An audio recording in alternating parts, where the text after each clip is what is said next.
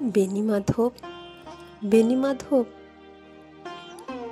তোমার বাড়ি যাব। বেণীমাধব, তুমি কি আর আমার কথা ভাবো? বেণীমাধব মোহনবাঁশি তমাল তরু বনে বাজিয়েছিলে। আমি তখন মালতী স্কুলে ডেস্কে বসে অঙ্ক করি, ছোট্ট ক্লাস ঘর, বাইরে দিদিমণির পাশে দিদিমণির বর। আমি তখন নবম শ্রেণী, আমি তখন শাড়ি।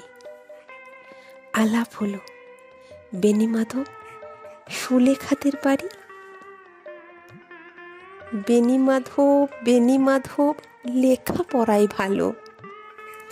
শহর থেকে বেড়াতে এলে আমার রং কালো। তোমায় দেখে এক দৌড়ে পালিয়ে গেছি ঘরে। বেণীমাধব, আমার বাবা দোকানে কাজ করে। কুঞ্জে অলি গুঞ্জে তব ফুটেছে মনোজুরি। সন্ধ্যাবেলা পড়তে বসে অঙ্কে ভুল করি। আমি তখন নবম শ্রেণী, আমি তখন 16। ব্রিজের ধারে বেণীমাধব লুকিয়ে দেখা হলো। বেণীমাধব, বেণীমাধব, এতদিনের পরে সত্যি বলো, সেসব কথা এখনো মনে পড়ে? সেসব কথা বলেছ তুমি তোমার প্রেমিকাকে? আমি কেবল একটি দিন তোমার পাশে তাকে দেখেছিলাম, আলোর নিচে অপূর্ব সে আলো। স্বীকার করি, দুজনকেই মানিয়েছিল ভালো। জুড়িয়ে দিল চোখ আমার, পুড়িয়ে দিল চোখ।